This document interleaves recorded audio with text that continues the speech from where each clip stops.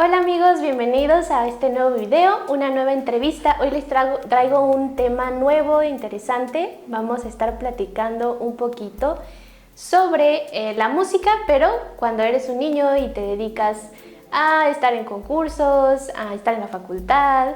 Y bueno, antes de empezar me presento, yo soy Alejandra Méndez, soy flautista, soy instructora de yoga y soy creadora de este espacio, Asana Kalani, cuidado del cuerpo para el músico. Y bueno, para esta entrevista les traje a una maestra de flauta que está muy presente dentro de la educación en los niños, que ha preparado a muchos flautistas que han ganado concursos, que son músicos de alto rendimiento. Y bueno, para este espacio les traje a la maestra Samadhi Méndez. Hola Ale, muchísimo gusto de estar aquí. Fíjate que yo desde hace tiempo sigo tus programas. Y entonces un día pensé, ay, ¿cuándo me invitará? Y sin querer, yo creo que te llamé en el pensamiento, porque a los poquitos días me llegó tu mensajito invitándome para la entrevista. Claro. Entonces me siento así bien contenta y muy orgullosa y muy agradecida de que me hayas invitado a platicar un poquito de mi experiencia de estos años. Bueno, antes de empezar, quisiera que comenzara platicándonos quién es usted, a qué se dedica actualmente, dónde trabaja, qué hace, un poquito. Ok, bueno, mi nombre es Samadhi Méndez Suárez, tengo 25 años trabajando en la universidad y pues me he dedicado generalmente a trabajar con niños en la enseñanza de la flauta transversa. También doy otras materias, pero mi especialidad ha sido este trabajo con niños. Okay. Ajá. Hablemos un poquito de cómo fue su acercamiento a la música. ¿Cómo es que decide ser músico y por qué flauta? Indirectamente, te cuento que mis papás les tocó toda la época hippie. Ajá. Entonces, pues ellos andaban en el movimiento y todo, ¿no?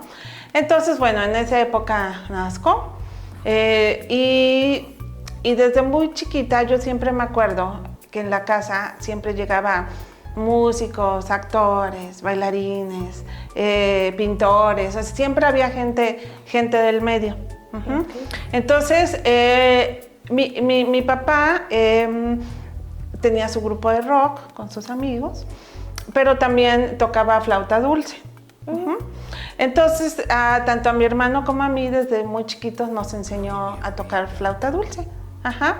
Entonces, pues nos ponía ahí con nuestras flautitas, nos enseñó solfeo. Ajá. Y de repente, me acuerdo que un día llegó y que le habían platicado que había una escuela de música para niños aquí en Jalapa, que fue el CIMI. Okay. Uh-huh. El CIMI yo soy creo que de la tercera o cuarta generación, o sea, realmente tenía muy poquito tiempo de formado. Entonces, pues mis dos papás se interesaron, vinieron a informarse y pues en cuanto hubo disponibilidad, pues fuimos a presentar nuestro examen y quedamos con mi hermano. Al principio yo no estaba segura qué instrumento quería, entonces primero había yo dicho que clarinete. Bueno, pasó el tiempo y clarinete no. Luego dije que violín, tampoco. Luego que viola y tampoco. Entonces un día, como no me decidía yo, un día ponen un anuncio afuera del CIMI que había vacantes, espacio para flauta transversa. Y también coincidentemente un amigo de mi papá le ofrece una flauta transversa. Uh-huh. Okay. Entonces me dice, pues hay lugar, está la flauta. Bueno. Y a la mera hora resulta que ya no se la vendió. Okay. Y entonces ya estaba yo inscrita y ya no tenía yo flauta, ¿no? Pero bueno, ahí ya no me acuerdo qué pasó, pero el chiste es que consiguieron una flauta, la compraron y así fue como empecé. Uh-huh. Okay. Entonces, hice todo este proceso en el CIMI, luego terminé el CIMI y bueno, antes pasabas automáticamente a la facultad, no había examen. Mire. Entonces, pasé a la facultad y pues ya. Uh-huh. Ahí me quedé. Se hizo sus 8 años en la facultad. Exactamente. Uh-huh. ¿Y cómo es que usted decidió dedicarse a dar clases a niños, no? Pues justamente cuando yo termino la facultad, hago mi servicio social ahí. Y yo pienso que yo creo que les gustó el trabajo quiero pensarlo. Ok, entonces termino mi servicio social y una maestra de flauta pide un permiso, no me acuerdo para qué era, año sabático o iba a estudiar, no recuerdo. Y entonces me ofrecen quedarme con toda su carga. Entonces prácticamente yo acabo en julio y en agosto ya estaba yo trabajando en la facultad y en el CIMI. Qué padre. Ajá. Y pues así es como empiezo. Realmente desde el principio me gustó más el trabajo en el CIMI. Y fíjate, bueno, desde antes, cuando yo llevaba piano complementario, pues en mi casa a mi hermano le habían comprado un piano, entonces yo me ponía a estudiar. Entonces llegaban las vecinas y le dijeron, me oían estudiar, entonces le pidieron a mi mamá que si le podía ayudar clases de piano a los niñitos. Entonces tenía yo 2 alumnitos, y así fue como empecé a dar clases a niños. Entonces ya cuando llego al CIMI, bueno, empiezo a trabajar allí y realmente me gusta más y cada vez me voy involucrando. Con el paso del tiempo hay un suceso bien importante y creo que tanto a esta estudiante como a mí, a las dos, nos marcó la vida, porque en el 2003 se hace el primer concurso nacional de flauta. Entonces, pues coincidentemente, de las 3 obras que pedían, 2 ya las teníamos y prácticamente solo pusimos un estudio. Y bueno, pues hablo con sus papás y bueno, pues vamos al concurso.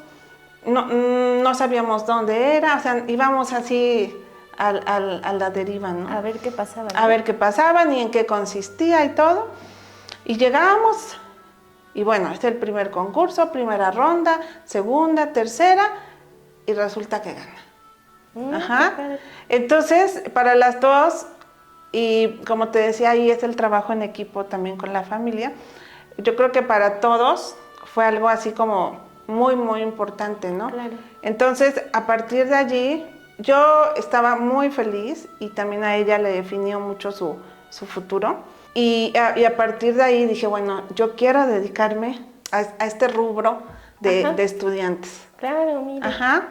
Y así es un poco la historia y bueno, ahí han venido muchos estudiantes, que en general he tenido casi puros estudiantes maravillosos. Claro, bueno, el objetivo de esta entrevista es, como yo lo he dicho varias veces, el cuidado del cuerpo en músicos, al menos en Latinoamérica, normalmente no se trata tanto, o sea, se deja muy olvidado, ¿no?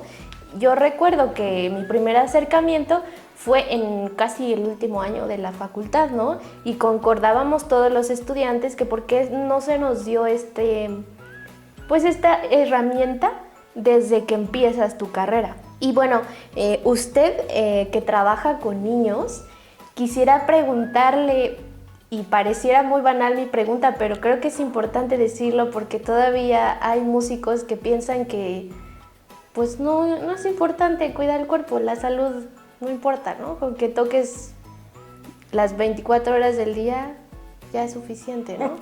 Entonces, quisiera que habláramos por qué es importante que un niño desde que comienza su formación tenga en cuenta estos cuidados de su cuerpo y que tenga en cuenta que el cuerpo es su instrumento. Mira, yo creo que esto es generacional. Claro. A mí jamás me enseñaron. Claro, sí. Y yo lo descubrí hace algunos años. O sea, yo creo que a ti te tocó más pronto en tu vida musical que a mí. Sí. Entonces, yo opino que no es porque tal vez nuestros maestros no quisieron, simplemente fue porque en ese momento no había las condiciones para compartir esa información. Afortunadamente, ahora cada vez somos más, que estamos más conscientes de la importancia del cuidado del cuerpo. Entonces, obviamente los cambios no se van a dar de un día para otro, ¿verdad? Generalmente luego dicen que en la educación para ver los primeros resultados tienen que pasar 20 años. Y bueno, pues ya faltan menos para llegar a los 20. Claro. Entonces, yo creo que dentro de algunos años este movimiento del cuidado del cuerpo, yo creo que va a estar más fuerte y yo creo que va a haber menos tabús, ¿no? músicos lesionados También. y músicos más conscientes. Y sí, ya hay, por ejemplo, el maestro Marcelo Álvarez, que tiene esta forma, bueno, su método del flautista consciente, es un gran paso y maravilloso. Yo he aprendido mucho de él y pues creo que funciona bastante. Claro, y bueno, ¿cómo usted implementa esta rama del cuidado en sus clases? Ay, es un tema un poquito delicado porque con el paso de mira, hace algunos años, antes de la pandemia, yo creo que como 4 o 5 años antes, ya entre algunos compañeros platicábamos que había niños que cada vez les costaba más trabajo, cuestiones de la postura o simplemente que nos llevábamos más tiempo en que ellos pudieran interiorizar esa parte. Y bueno, en las pláticas luego decíamos, bueno, ¿por qué? ¿A qué se debe? Y bueno, y todos decíamos opiniones y así, ¿no? Y bueno, definitivamente la conclusión así es que ya los niños hacen menos ejercicio. Claro. Ajá. Entonces, un poquito antes de la pandemia, me llegaron 2 estudiantes y eso es porque ya puse mucho cuidado en observar el proceso de los 2. Una de las niñitas hacía ballet desde los 3 años. Su unión con la flauta, o sea, desde el principio fue, o sea, no nos tardamos, fue un par de semanas, ella ya tenía la postura, sus manos, los hombros, súper bien. Y tenía yo otro niño que él me decía, es que yo no hago ejercicio. Dice, yo lo único que hago es la clase de educación física en la escuela, es todo, ¿no? Y bueno, ¿qué haces en la tarde? No, pues juego videojuegos, o sea, todo era como muy sedentaria su vida. No, con él nos costó muchísimo trabajo interiorizar la postura. Creo que ese es el primer punto, ¿no? Que los niños hagan ejercicio, el que sea caminar, patinar, andar en bicicleta, karate, nadar, etcétera, ¿no? Entonces, creo que eso viene de casa, eso. Obviamente, cuando ya llegas a tu clase de flauta, bueno, hay algunos ejercicios que he aprendido, que bueno, hemos a veces coincidido en algunos cursos contigo, que son bastante buenos. Ajá. Un poquito de calentamiento del tren superior, las piernas, también ejercicios faciales, pero muchas veces uno lo hace en la clase, pero bueno, los alumnos luego no lo hacen en casa, ¿no?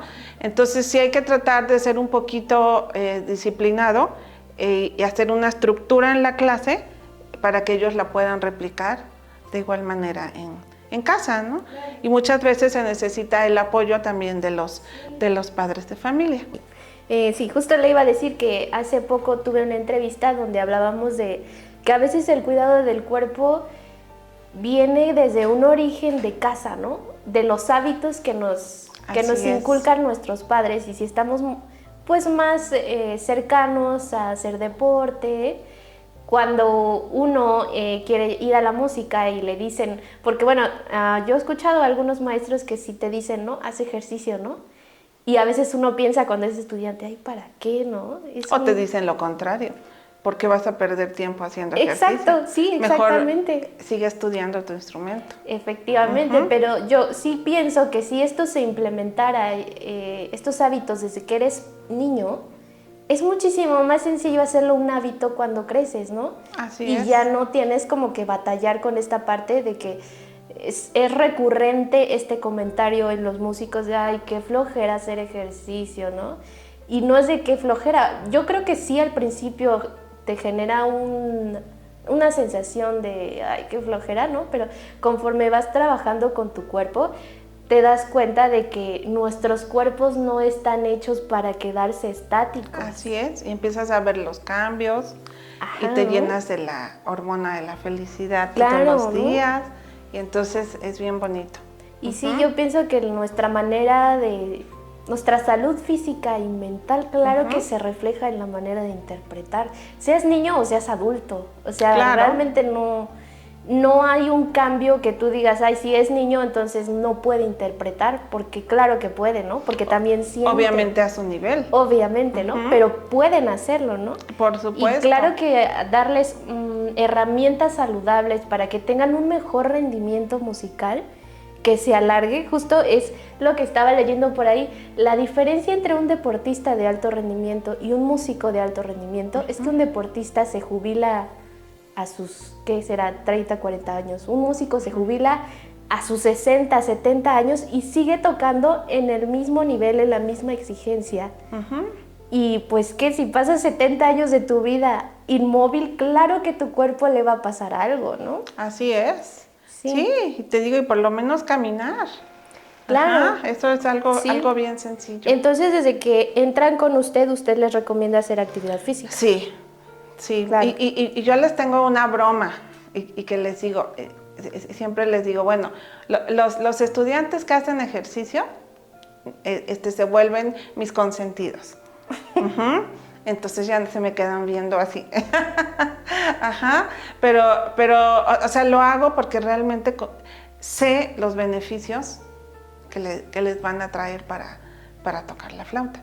Claro. Pero nada más es broma, no se la creen.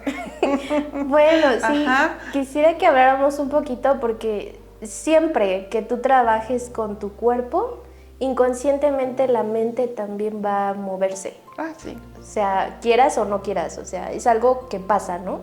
Sí, y tienes energía para el día, andas feliz.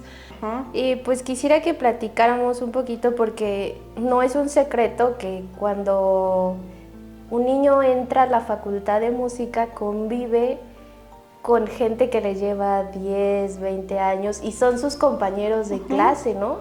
El estar conviviendo con adultos sí es muy distinto a estar conviviendo con gente de tu edad. Claro. Y muchas veces se generan conflictos de distintos tipos, ¿no? Justo por la diferencia de edad, por la experiencia, ¿no?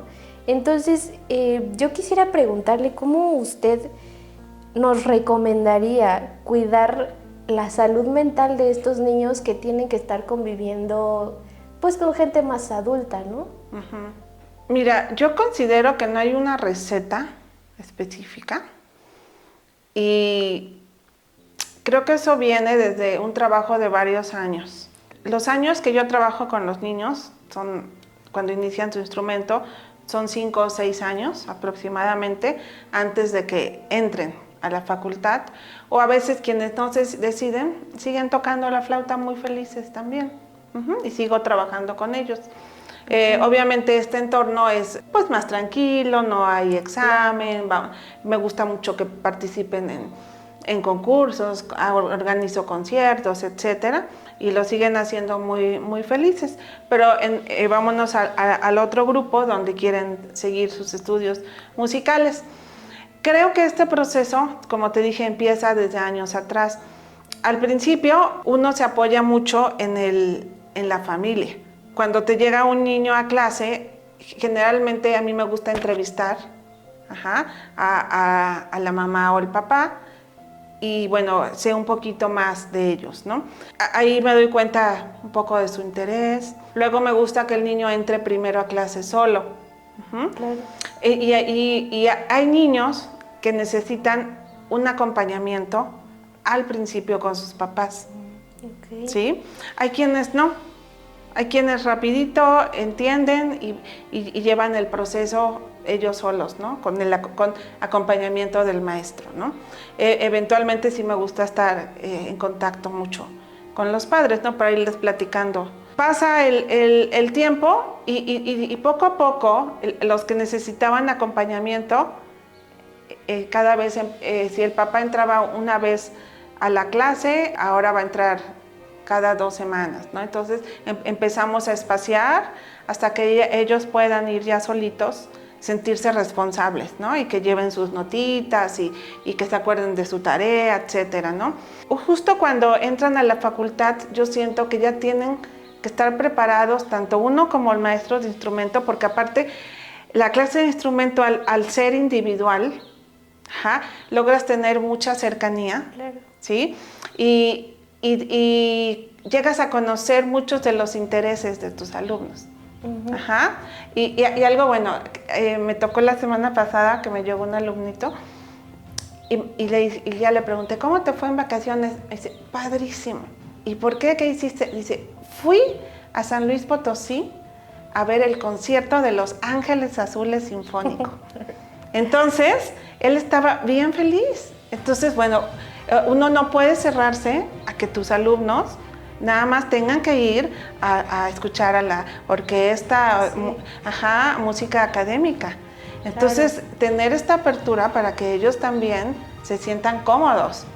Obviamente tú vas creando todo este andamiaje y esta estructura para irles dando esa seguridad. A mí me tocó muchísimo la época de la pedagogía del terror.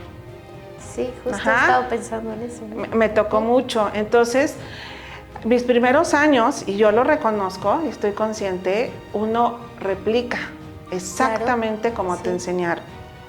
Y yo considero que yo empecé a replicar eso. Claro. Entonces, cuando salí yo de clases, yo me sentía muy mal. El trabajo a mi casa me hacía yo más de 20 minutos. Entonces me empecé a hacer así como disciplinada y decía, bueno, ¿qué hice mal? ¿Qué me gustó? ¿Qué no? Entonces eso fue como el primer punto donde empecé yo a estar consciente y cómo ir cambiando esta forma que me habían enseñado para ir como con el paso de los meses reseteándome, claro, para poder crear ya una clase mucho más amistosa, más de acompañamiento. Y creo que los últimos años eso ha sido como uno de la parte central de mi clase de flauta. No es fácil, porque claro, siempre de repente aflora. Siempre, sí, pero sí hay que estar siempre consciente de llevar un acompañamiento cordial. Claro, sí. Cordial y de respeto para sus gustos, para respeto para sus actividades, de sus tiempos, etcétera, ¿no? Entonces, finalmente, todas estas cositas que un pedagogo musical, y yo le digo, en mi caso, la primera infancia de la flauta, tienes que ser muy observador, tanto del entorno familiar como de los gustos de tu alumno y también los gustos de la familia. Finalmente la música a todos, siempre la relacionamos con emociones positivas.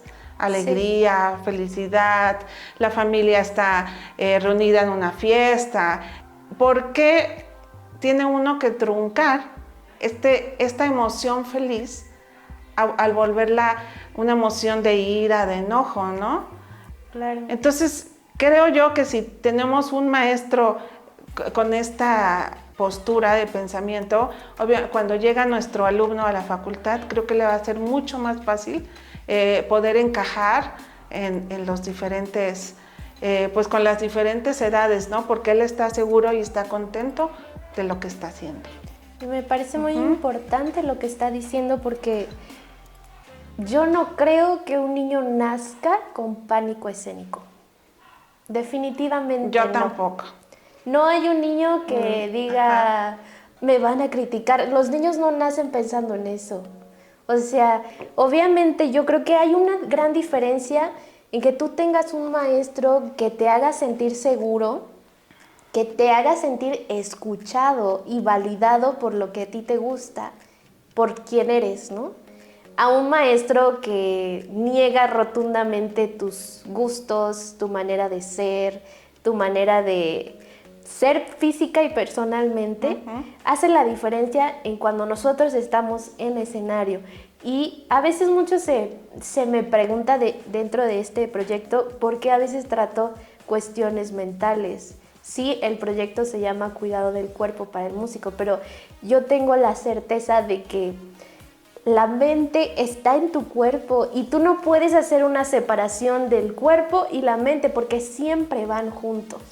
Si yo intencionalmente o inconscientemente quizás le genero algún tipo de ansiedad a mi alumno sin siquiera pensarlo previamente qué le voy a generar, obviamente a ese niño le voy a causar tensión mental y tensión física que lo va a llevar a un aprendizaje de estudiar con estrés, de tocar con miedo, de pararse en el escenario con miedo, y yo creo ahí está la diferencia y los buenos resultados que usted ha tenido en sus estudiantes, que les ha dado un espacio seguro donde se sienten bien, donde tocar la flauta no es como pues llorar o sufrir, y la pasan bien, ¿no? Y yo creo que ahí está la diferencia en cuanto un músico se va desarrollando conforme va creciendo y lo va relacionando a emociones positivas, justamente lo que hablamos. Creo que no todos los maestros tienen esta visión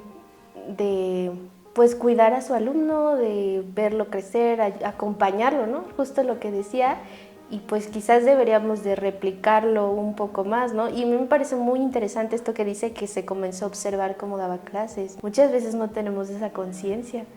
Solo por curiosidad, ¿cómo llegó a esa autocrítica, ese autoobservamiento para hacer el cambio? Ok, bueno, primero te comento que comparto contigo mucho esta unión que hay, cuerpo y mente, y yo le agregaría corazón. Claro. Porque pues tenemos que estar convencidos y contentos de lo que estamos haciendo y ponerle toda esa felicidad que viene, ¿no? Tenía yo pocos meses, empiezo con esta historia mía, pocos meses tocando flauta. Entonces me acuerdo claramente que no me salían los agudos. Estaba yo en la clase con el maestro y yo estaba ahí sufriendo con los agudos, ¿no? Y lo único que me decía, sopla, sopla. Y no me salían, ¿no? Y de repente, me acuerdo mucho que me gritó y me dijo, tú no sirves para nada, y se salió. Entonces tenía yo como 9 años, 10, más o menos, y yo me quedé así petrificada, ¿no? Claro.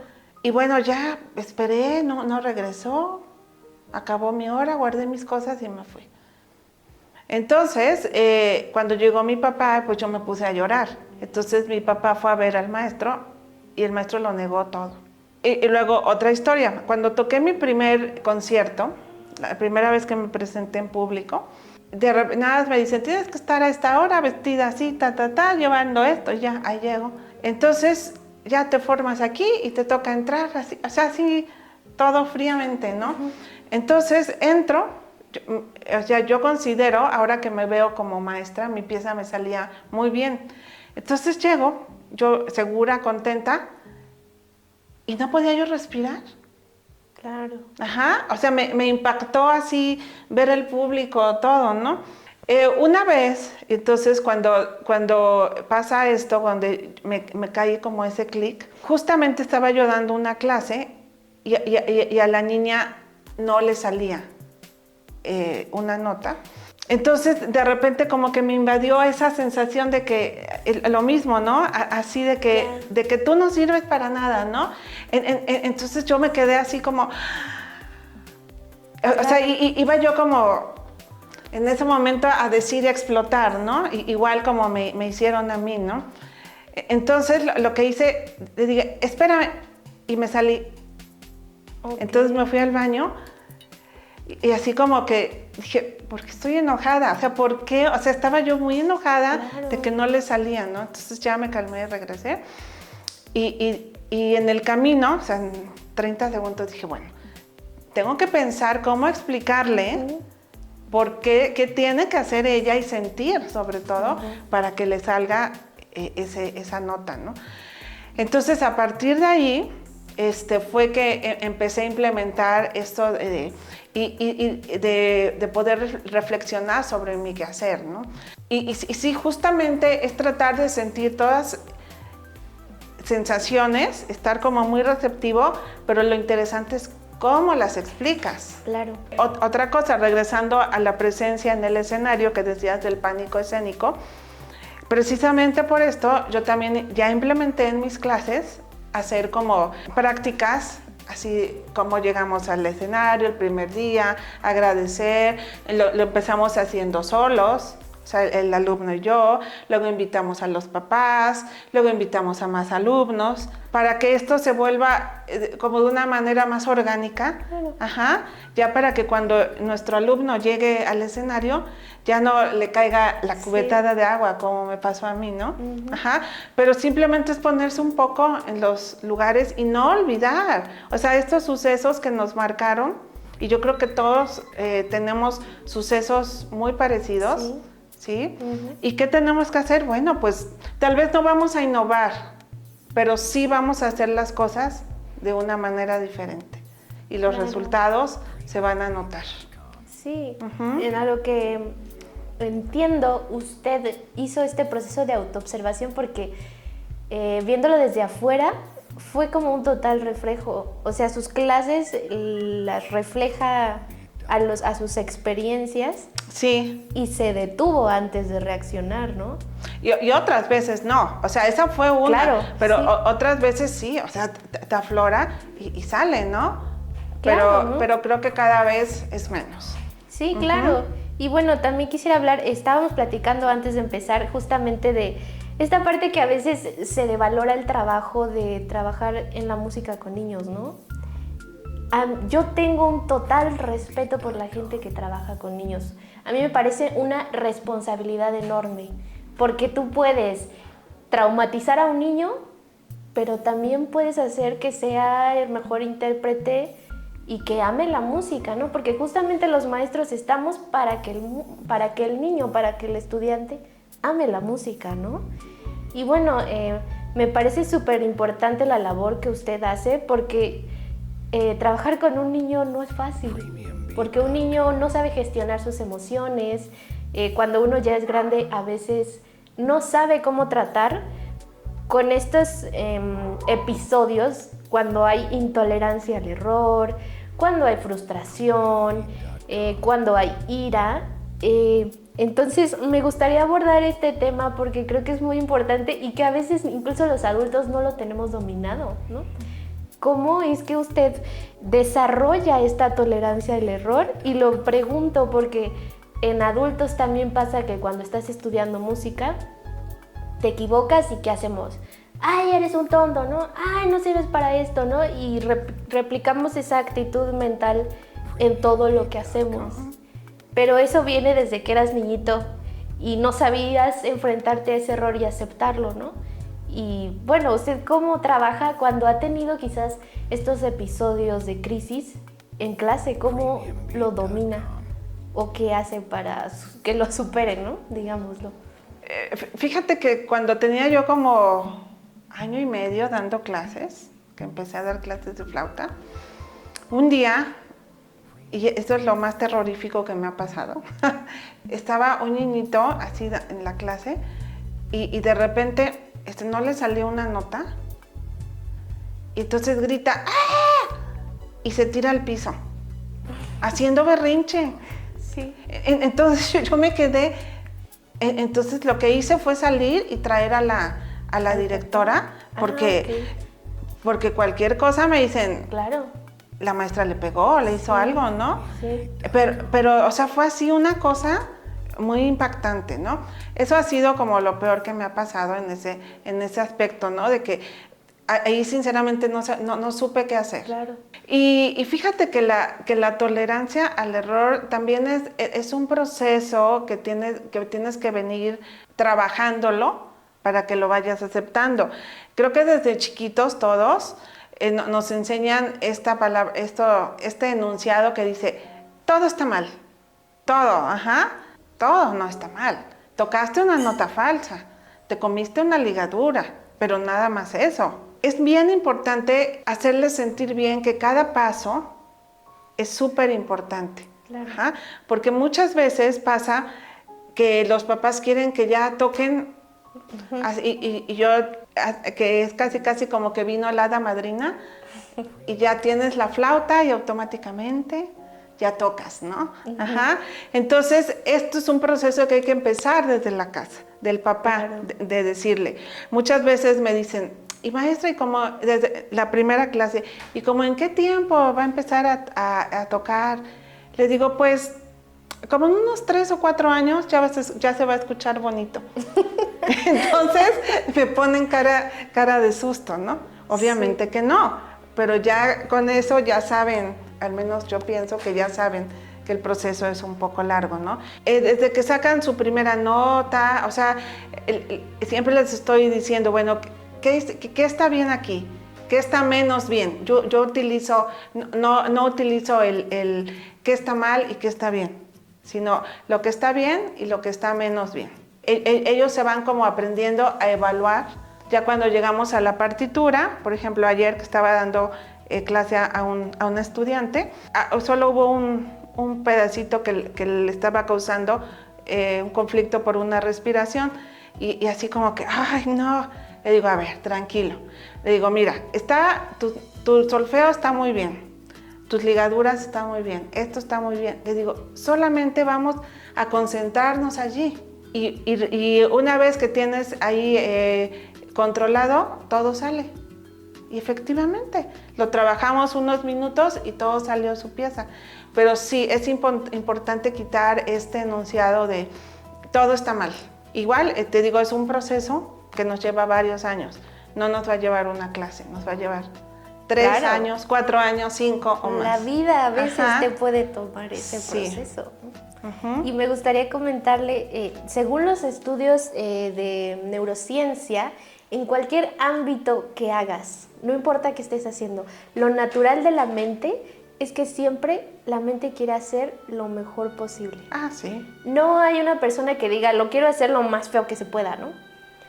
¿Todos? Bueno, perdón, y esto es algo bien importante. O sea, yo considero que ningún maestro ni ningún alumno quiere llegar a darte una clase fea, ni un alumno claro. va a tocar feo. Ajá. O sea, yo creo que todos ponen su mejor esfuerzo. Sin embargo, a veces no saben cuáles son los caminos para poder transmitirlo. Y eso se lo comento porque no es algo que tú aprendas de inicio, ¿no? O sea, tiene que haber una total observación, no juicio. A mí me parece muy importante recalcar esto porque he estado leyendo varias cosas y no sé si conoce un libro que se llama The Inner Game of Music, que el maestro Gustavo hace poquito que estuvimos entrevistando nos platicó, y dentro de ese libro se habla mucho de la mejor manera para aprender algo es la observación. Exactamente. Sin el juicio. Y eso se normaliza mucho dentro de la música, que hay que ser prejuiciosos, que hay que juzgar, porque claro que estamos expuestos a la crítica y al juicio. Pero para poder avanzar en nuestra interpretación, primero cuando estás estudiando, tienes que observarte sin estar diciendo, ay, estás mal o estás bien. Es lo que es, ¿no? Y creo que es el inicio para un pedagogo musical infantil, el ser muy observador. Luego me ha tocado platicar diferentes experiencias y justamente les digo, esto se basa en pura observación. Claro. Observación propia, observación del alumno y observación de la familia. Claro, sí. Para poder, yo insisto mucho, el trabajo en equipo. Yo recalco, yo admiro mucho su trabajo y me parece que no cualquiera tiene la paciencia para hacerlo, ¿no? Y claro que supongo que hay veces que no tenemos la paciencia total, ¿no? Hay momentos en que uno dice, ay, ya no sé, ¿no? Pero pues es parte de los procesos. Sí, ¿no? Y como te decía hace rato, o sea, te lo juro que a veces hay alumnos que dices, ay, ahora ya no sé, o sea, ¿por qué no logro este proceso? O sea, no logro llegar a la meta, lo que pretendo y que estoy haciendo mal, ¿no? Es algo que también con los años he aprendido. Ningún alumno es igual. Todos los alumnos son únicos. Tú tienes un canasto, una caja de herramientas y sabes que las vas a utilizar, pero no sabes con quién. Claro. Y lo que te funciona para no te va a funcionar para el otro, ¿no? Este chico se va a ir todo de corrido y el otro no, el otro va a andar como en un laberinto hasta que llegar a la meta, ¿no? Entonces es algo que hay que ser muy observador y tener mucha paciencia Te comentaba que tengo un grupo de amigas también que tocan flauta y con ellas he aprendido muchísimo, muchísimo. Y justo cuando se nos atora algún detalle así con algún alumno, grabamos video, nos reunimos y vemos el video. Y bueno, ¿qué opinas? Yo opino que te puede ayudar esto, y ya. Y otro día otra, ¿no? Entonces nos hemos ido apoyando muchísimo y he aprendido mucho, mucho de ellas. Y son maravillosas flautistas. También me ha tocado, tengo una compañera con la que intercambiamos también alumnos. Ajá. Entonces un tiempo trabajo con ellos, otro, y también es muy rico, pero no todos están dispuestos ni tienen la apertura para trabajar de esta manera. Y realmente el único beneficiado va a ser nuestro alumno. Claro, sí. Entonces, nosotros como maestros, como en segundo plano, ajá, pero ellos van a ser los que van a tomar lo mejor de todos, para que finalmente la música salga. Claro. Y bueno, ahora quisiera abordar un tema que ahora los niños, pues ya por la cuestión del desarrollo de las tecnologías, dejan de jugar en la calle, dejan de hacer actividad física y actualmente eso está afectando un poco su rendimiento, ¿no? Por ahí hay un niño que toca cello que tiene una postura bien fea para sentarse, para ver la tele. Pero cuando toca cello ya nos ponemos bien. Pero en realidad eso no funciona, porque si tú vives tus 20 horas del día con mala postura y 4 horas del día estudiando bien, con buena postura, de todas formas va a pasar algo en tu cuerpo. Te vas a lesionar la espalda, te va a doler el hombro. Y luego uno se pregunta, ¿por qué me dolerá la espalda, no? Y 5 horas en la computadora así, ¿no? Ajá. Y es algo, un tema actual que quisiera que nos platicara cómo usted ha visto esta diferencia notoria entre cuando daba clases a niños que se movían más y cómo lo hace ahora, o sea, cómo lo trabaja esta parte que los niños no se mueven tanto. Y claro que no podemos decirles, pues deja de ver la tele, ¿no? Claro que no, ¿no? Es parte de nuestra vida cotidiana ahora, ¿no? Fíjate que sí hay una diferencia bien grande. Hace 25 años que empecé a dar clases, trabajabas un poco sobre la postura, pero no era, o sea, y había como un par de semanas como de reacomodo y aprender, pero no te tardabas tanto. Y ahora, fíjate que tengo una alumnita que llevamos 3 meses con la postura. Y tengo unos de más tiempos, ¿no? Y no, tengo así ya visto los que hacen ejercicio y los que no. Los que hacen ejercicio, claro, súper bien. En el año pasado me llegó un nuevo niño, un joven, hace karate, tiene 13 años. Súper fuerte, una postura, mira, así, súper bonita. Este año concursó mandó su video a un concurso en Canadá y quedó en primer lugar, y justamente eso le dijeron, una postura perfecta. Ajá. Pero es esta parte del hacer ejercicio y desde pequeños, ¿no? Y sí, definitivamente hay un cambio tremendo, y todos lo estamos viviendo, ¿no? Porque todos estamos cada vez más sedentarios. Yo me he dado cuenta en mí misma también, aunque voy todos los días o casi todos los días a hacer ejercicio, pero sí, o sea, yo me doy cuenta que paso más tiempo sentada, trabajando, toda esta parte de la pandemia, claro, que no, los gimnasios cerraron, entonces no podía uno salir como con tanta confianza. Entonces, sí tenemos que invitar a nuestros alumnos a estar constantemente diciéndoles que vayan a hacer ejercicio. Entonces es la manera que ahorita utiliza, ¿no? Incitarlos a hacer algo. Sí, yo creo que es lo único, porque también es parte un poco del respeto para nuestros estudiantes. O sea, uno puede sugerir, claro, ajá, sí, pero también hay una barrera que no puede uno traspasar, ¿no? Claro, bueno, y ahora quisiera que habláramos Un poquito de esta parte que usted tiene mucha más experiencia de la cuestión de los concursos. Definitivamente hay que decir que cuando uno se prepara para hacer una audición, concurso, examen, el rendimiento tienes que incrementarlo, ¿no? Quizás el número de horas aumenta, te enfrentas con muchas cuestiones mentales que a veces no tienes como la idea de que van a surgir cuando te estás preparando a cualquier reto, ¿no? Que te implica. Entonces, ¿cómo es este proceso de preparar a un niñito pequeño, ¿no?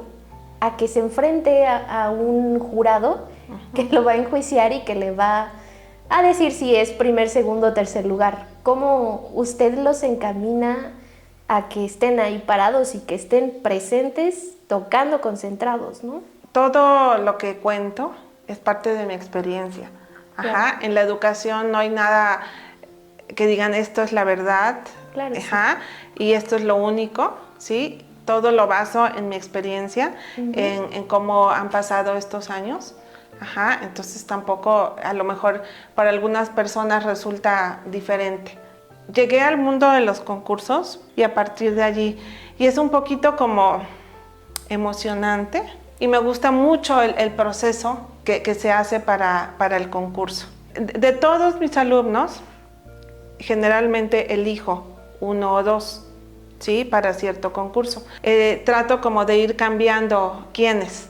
Este principio de año elegí a 3, ahorita estamos trabajando con otros 2, porque implica mucho trabajo. Claro. O sea, yo me comprometo un montón y me adentro un montón a prepararlos para el concurso. El punto número 1, obviamente, es hablar con la familia, preguntar si quieren que participe, porque el participar en un concurso implica trabajar más. Si teníamos una clase a la semana, pues vamos a tener 2. Y ya cercano al concurso, tal vez tengamos 3 o tengamos 4. Aparte de los ensayos con piano, entonces sí necesitan mucha concentración y mucha disciplina, ¿no? Ese es lo primero. Luego, de ahí ya que dicen que sí, porque hay quienes dicen que no, y está bien, ¿no? Sí. Quienes dicen que sí, pues empezamos a trabajar, ¿no? Y esta es la parte más rica del proceso, porque se empiezan a dar cuenta, empezamos a preparar la música, y hay quienes dicen, pero eso está muy rápido, eso no lo voy a poder tocar. Ahora que ya utilizamos mucho grabarnos y todo, empezamos el proceso, lo grabamos, y cuando llegamos al final, el día del concurso, o sea, se quedan realmente asombrados de que ellos no creían que podían hacer eso. Siempre les hago mucho hincapié desde el principio, lo importante es el proceso, todo lo que vas a aprender. Si tocabas una octava, pues ahora vas a tocar 2. Si tocabas en 80, pues ahora ya vas a poder tocar en 120. Como cosas muy objetivas que ellos de primera manera lo pueden entender. A lo mejor esto que tiene que ver con números y cosas así lo entienden. Ya poco a poco se van dando cuenta como ya cuestiones como de interpretación, lo van desarrollando, pero eso es como un poco más objetivo. Pero el objetivo es así como lo primero, ¿no? Entonces, finalmente cuando se escuchan, ellos mismos se dan cuenta de lo positivo y también su familia, ¿no? Y obviamente si ganan un lugar, pues se ponen muy felices. Pero yo siempre les digo, el ganar un lugar es el plus. Claro. Sí, realmente lo que ganaste fue este proceso de tantos meses y todo lo que mejoraste. Y la familia se da cuenta también. Claro. Entonces, vuelvo a insistir, la familia se debe sentir parte del proceso de la enseñanza de un instrumento musical. Independientemente del que sea, lo hablo así en general. Entonces, si todos caminamos de la mano, vamos a tener un niño músico feliz y que va a disfrutar los concursos, que va a aprender a concursar, independientemente que vaya a ser músico o no. Porque también ese concurso, si no es músico, le va a servir también para la vida, para cualquier carrera que elija, saber cómo prepararse, saber pararse ante un público y sentir esa presión. Porque pararse en un concurso no es fácil. Claro. Y hay un montón de presión ahí y que muchos extraños te estén calificando. Sí, claro. Me parece muy bello lo que dice, porque hay pocos maestros que te hacen hincapié en observar el proceso y pues dejar de buscar la perfección en tu resultado, ¿no?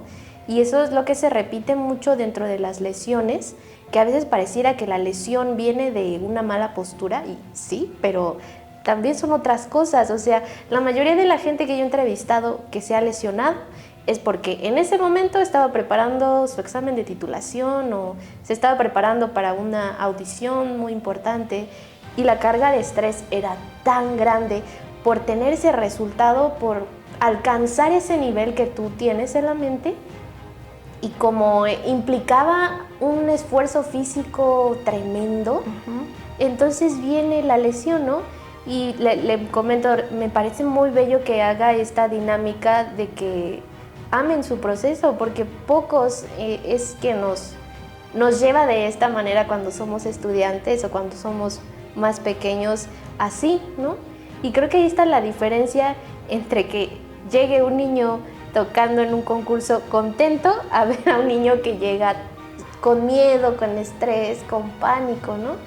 Y hay otro punto importante ahorita que decías, amar su proceso, y no solo el proceso de estudio, también hay un proceso físico que hay que estar haciendo hincapié. Tienes que comer bien, claro, tienes que dormir, para poder llegar bien a un concurso. Te cuento una experiencia de un alumno que tuve. Preparamos el concurso, un súper estudiante desde el principio. Entonces, un día antes del concurso, me acuerdo que fue el examen. Al otro día, el sábado, en la tarde, me habla su mamá y me dice, ¿sabe qué, maestra? Tengo a fulanito súper enfermo. Le digo, ¿qué pasó? Si ayer estaba bien. Dice, pues salimos del examen, fuimos a una tienda y había un aire acondicionado y se paró enfrente del aire acondicionado. Dice, hoy me amaneció súper mal. Aún así nos fuimos, pues mi alumnito estaba así de flemas, moco, todo, ¿no? Y realmente habíamos trabajado durísimo, durísimo, de verdad, y tenía todo de memoria, le salía muy bien, y pues a duras penas pudo tocar la primera ronda y quedó descalificado. En ese momento lo vimos así como que, ay, pero no, fíjate que ya luego platicando, y siempre lo recordamos, que fue una experiencia de aprender tanto él como yo. Entonces él aprendió de todos los cuidados tiene uno que tener antes de un concurso. Yo también ya es una recomendación que hago a mis estudiantes siempre, a mi hijo también que toca flauta, o sea, siempre estoy insistiendo. Yo también, los días antes de algo importante, hay que cuidarse mucho, hay que dormir bien para estar listo. Pero pues es de las cosas que va uno aprendiendo, ¿no? Y qué bueno que sucedieron, porque a lo mejor en ese momento a este alumno tal vez era un concurso infantil, pero ya en los concursos realmente importantes que tiene ahora, obviamente le pueden servir tener consciente ese momento, ¿no? Entonces sí implica muchos cuidados desde diferentes aristas para poder llegar a ese momento. Claro, sí. Y bueno, totalmente, porque en un concurso la diferencia está en detalles, ¿no? Cosas muy mínimas y quizás ese detalle... Y aparte subjetivas, ¿eh? Claro, ¿no? Y digo, quizás ese detalle te lo dio el descansar una hora más, ¿no? A lo mejor, en tomarte tu siesta antes de ir a concursar, ¿no? Ajá, o sea, es cualquier cosa, ¿no? Tomar un vaso con agua y con eso. Son cosas que a veces olvidamos, ¿no? Porque, bueno, está muy presente dentro del área del deporte, ¿no? La parte del descanso y los cuidados, pero... Yo creo que sí, ¿eh? Pero dentro de la parte de la música, a veces como que no hace clic, y a veces lo que yo digo es que muchos de los que yo he tenido aquí sentados que han pasado por una lesión, me dicen tristemente que aprendieron a cuidar su cuerpo porque se lesionaron. Y yo creo que eso deberíamos de evitarlo, ¿no? O sea, yo no creo que nadie quiera pasar por una lesión para aprender, ¿no? Sí, porque empiezas a hacer... O sea, tú te estás fijando más en que necesitas tener los resultados rápidos y empiezas a dejar de aprender a leer tu cuerpo. Te digo, con los niños y en general todos, con los niños sí hay que hacer mucha conciencia de todo. Y bueno, sí, también la conciencia corporal la traes como innata, ¿no? Justo lo que me comentaba que estuvimos en Técnica Alexander, no sé si recuerde que dentro de este método se habla mucho de que uno cuando es niño, cuando es bebé, tiene una postura que perfecta. O sea, la postura que es, la columna como es, respetando las curvaturas naturales. Exacto. Pero conforme uno va creciendo, conforme va viviendo, desde las experiencias a las que nos enfrentamos y desde lo que vemos, con cómo se mueven los adultos, sí, replicamos lo mismo, exactamente, ¿no? Bueno, ya casi para terminar, quisiera que nos diera, o sea, ya dijimos muchos comentarios, recomendaciones, pero ¿usted qué tips puntuales, objetivos les daría a los maestros que trabajan con niños? Pues para que tengan esta visión de una enseñanza saludable, más que nada. Ok, bueno, lo que voy a decir no es la verdad. Ay, sí. Ajá, es lo que a mí me ha funcionado. Claro, sí. Lo pueden tomar como pauta y cada quien hacer sus propias adecuaciones de acuerdo a su vida, a sus experiencias. El primer punto es, primero, ser respetuoso del proceso de cada estudiante, ya que no todos son iguales. Y esto lo aprendí cuando gana mi estudiante y yo quería trabajar con todos de igual manera, exigir lo mismo, y no. Hasta que un niñito me lo dijo, dice, maestra, yo no puedo estudiar así. Ya. Entonces, ese es el primer punto. Para llegar a esto tenemos que ser observadores. Y muchas veces yo lo que hago en base a cómo se va logrando esta interacción y va uno conociendo a sus alumnos, es la manera también en que voy eligiendo las piezas, también de acuerdo con su personalidad. Eso ayuda mucho también al proceso. Bueno, aquí puse ser muy observador, ya que podremos distinguir con mucha claridad cada etapa del desarrollo de nuestros estudiantes, siempre con la mentalidad de apoyarlos, de no frustrarlos, de darles libertad, de observar y conocer sus gustos, sus intereses, y vuelvo a decir, porque trabajamos con emociones. Entonces, lo importante es que hacer que el aprendizaje del instrumento sea de la mejor manera, de lo más orgánico y de manera que los integremos en ese proceso de enseñanza-aprendizaje para un desarrollo positivo en la clase. Considero también que el trabajo con niños es el trabajo más serio y formal que existe en la vida. Entonces, si nosotros somos maestros puntuales, si estamos siempre listos en la clase, tenemos el material, etcétera, los vamos a ir enseñando a hacer así también a nuestros alumnos. Y no a la pedagogía del terror. Se lucha cada día, porque si así nos enseñaron, ya lo tenemos muy adentro, pero poquito a poquito sí se puede cambiar.